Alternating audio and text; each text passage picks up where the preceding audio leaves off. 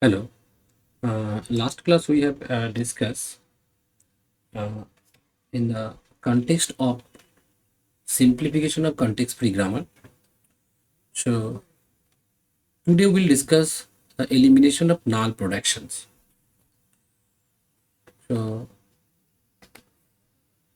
a context-free grammar may have productions of the form a to null,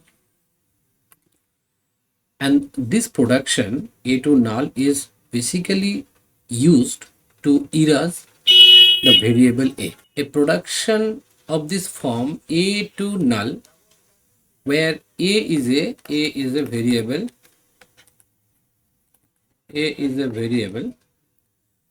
is called a null production. Yeah, it is a null production. Okay. For example, suppose we have some productions of the form s to as or aa or capital or null and a to null. Okay, so it is a grammar. Suppose the grammar is G whose productions are of this form. Now we have seen that there is a two null productions. So one of the null production is S to null and another null production is A to null. Now we can delete this production A to null provided we erase this A whenever it occurs in the course of a derivation of a terminal string. So we can replace S to A by S to A. Now, if if G1 denotes the grammar whose production are S to AS or A or null, then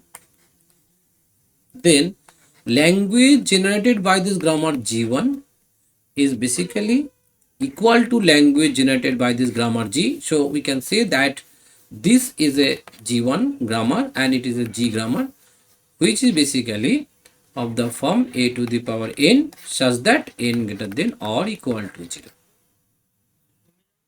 Now if we eliminate if we eliminate this production, if we want to eliminate this production s to null, then we can generate the language L of G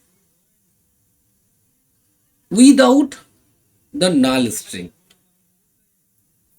There, that's why that means we cannot eliminate for this grammar we cannot eliminate s to null because from starting symbol is null is also a string which is generated by this grammar. But if we remove this s to null at the time s will be replaced by null, that means s will be erased by the null. At the time the productions will be like this, s to a, right, and obviously s to a and only a, right, s to a, and because we replace this s, no, not necessarily, s to a, s or a. Okay, so the grammar will be s to a, s or a. So in that case the smallest string that will be generated by this grammar will be a, then a, and so on. That means the language generated by this grammar in this case, if we remove this s by s to null production, that is this null production is to null, if we replace this, then it will generate the language of the form a to the power n such that n greater than equal to 1. L of j. So as from S, null is also a string. So if we want to keep this, then it will generate. We cannot remove this S to null productions here. And the language that is generated by this grammar will be a to the power n. Here the condition is n greater than or equal to 0. Now, how we can eliminate? So there is a theorem. So theorem, if G is equal to Vn sigma P and S is a context-free grammar, then we can find a context-free grammar G1 having no null productions,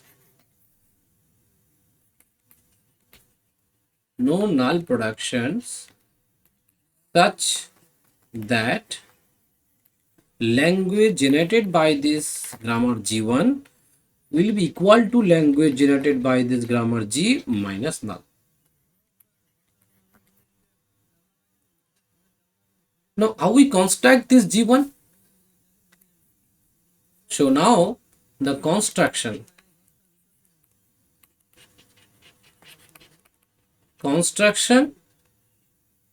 of G1, which is basically Vn sigma P dash S. So now to construct this grammar, new grammar, that is J1. So there is a two step. Step 1 and step 1. Here we have to construct set of nullable variables. So first is the construction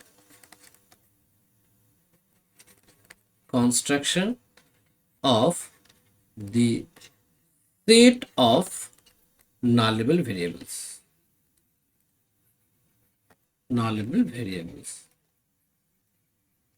Okay. So we can find this, or we can construct the set of nullable variables recursively. How? Number 1, we have to start from here. W1 is a set such that A belongs to this variable Vn such that A2 null is in the production P. So W1 is a set which basically consists of nullable variables whose right hand side there is a null productions. And number 2, Wi plus 1 is equal to Wi union the variable A that belongs to the Vn such that there exists a production, A2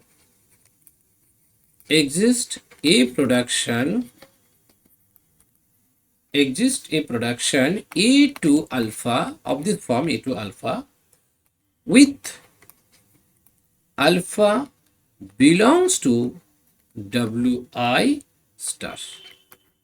That means on the right hand side, that means alpha purely constructed with the help of these variables and these variables are basically contains in the set Wi, and we have to include those variables A into the set Wi plus 1 along with the set of variables Wi.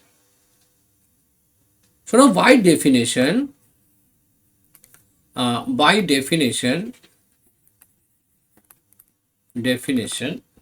so Wi will be is a subset of Wi plus 1 for all I, right?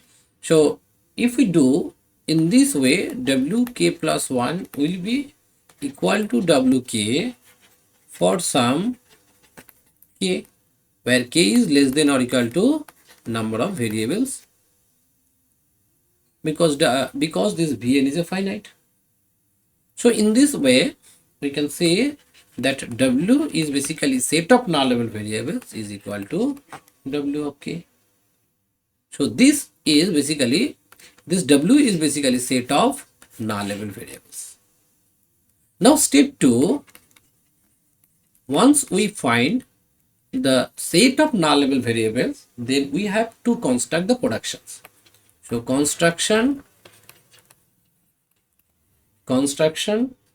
of P dash.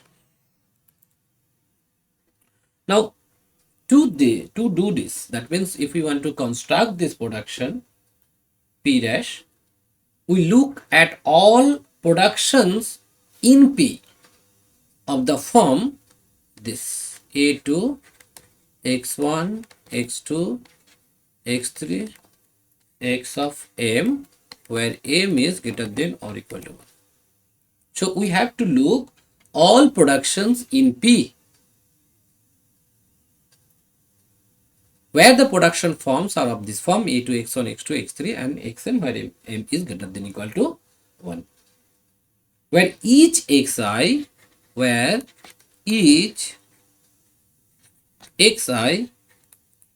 belongs to Vn union sigma. Right? So we have to look all the production of this form. Now, for each such production, for each such productions of P, we put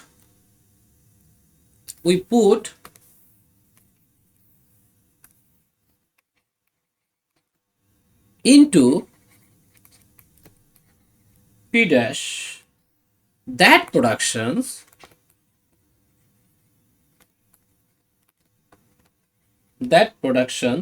as well as those generated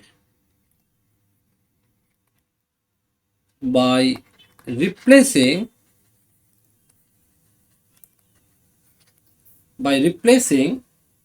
nullable variables with null in all possible combinations.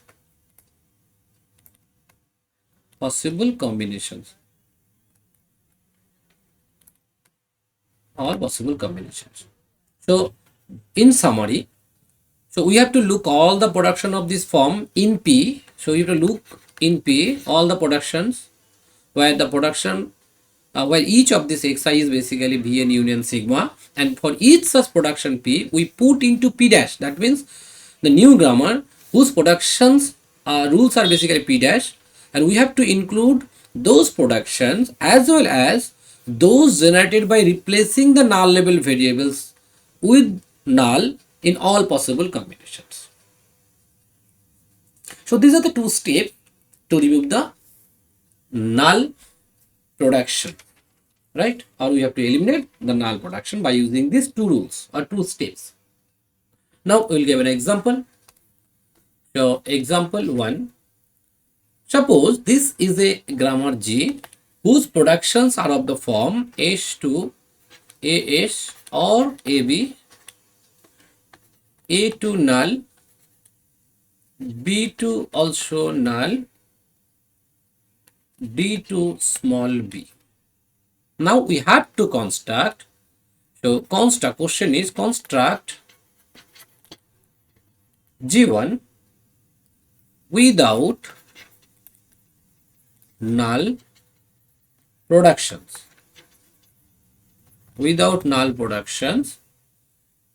Generating L of G, that is language generated by the grammar, minus null. Clear? So the solution will be, so step 1, what is step 1? In step 1, we have to find the set of nullable variables. Clear? So how we can do this? So the first we have to construct W1 is a set where productions are of the form A to null. A to null. That means in every production, if there is a null on the right hand side, only null productions are there on the right hand side, those variables will be included into the set W1. So here we look that A to null and B to null. So A and B, this variable will be included into the set W1. Now W2 will be constructed by using this W1, that means A and B will be included union. We have to look or there is a production of the form A to alpha where this alpha belongs to W1 star. That means there is a combination. Only the on the right hand side W1 is constituted with the combination of or the alpha is constructed with a combination of the variables which are included into the set W1. So look, AB, so on the right hand side of the production of grammar G, we look that AB on the right hand side, this one of the combination is AB and none other combination satisfy these properties because A and B belongs to this W1 set, and the combination of W1 on the right hand side of every production, we see that H to AB is one of this production form which satisfy this condition. Now we have to include this variable into the set. So here H will be included here. So the entire set will be H, A and B. Right. Now if we construct W3, which will be equal to W2. So basically we obtain that W is a set where S, A and B is a nullable variables. Clear? So step 1 is complete. Now step 2. So step 2, we have to construct the P dash. So we have to construct. So construct P dash. So construct P dash means we have to look all the productions of grammar G of the form A to x1. This is the rules. We have to look all the productions of the form x2 A2 x1 x2 xm. So now these are the production S to S and S to AB basically satisfy these conditions, and D to B. Right? So these are basically satisfy these conditions. So now we have to include these productions into P dash. That means these two productions will be included. One of the production is S to S and another production is S to AB and another production is D to B. These are the productions where each of the productions are of the form A to x1, x2 or xm. This is the form where m is greater than or equal to 1. And each of these x1, x2, xm basically a combination of the variable as well as the terminal symbols. Right? So these production S to S, S to AB and D to B satisfy this condition. So we have to include these production rules into P dash. So first we include this. So S to AS, S to AB and D to B will be included into P dash. Now we have to, as well as those are generated by replacing this nullable variables. So we have seen that in step 1 these A's, A, B are the nullable variables. So we have to replace these nullable variables by null in all possible combinations in these productions. So now if we replace this S by null, so it basically generates A. If we replace this A by null or B by null, right, anyone, not both together. So S to AB, that means once B will be replaced by null, so A will be there. Now once A will be replaced by null, then B will be there. Right? So these ultimately we have obtained, these are the production rules where no null productions are there. Right? So this is the final grammar, that is the grammar G1, where the variables are S, A, B and D, terminals are A, B, and production is the form V dash and S is the start symbol. So these are the production rules of V dash. So in this way we can remove the null productions.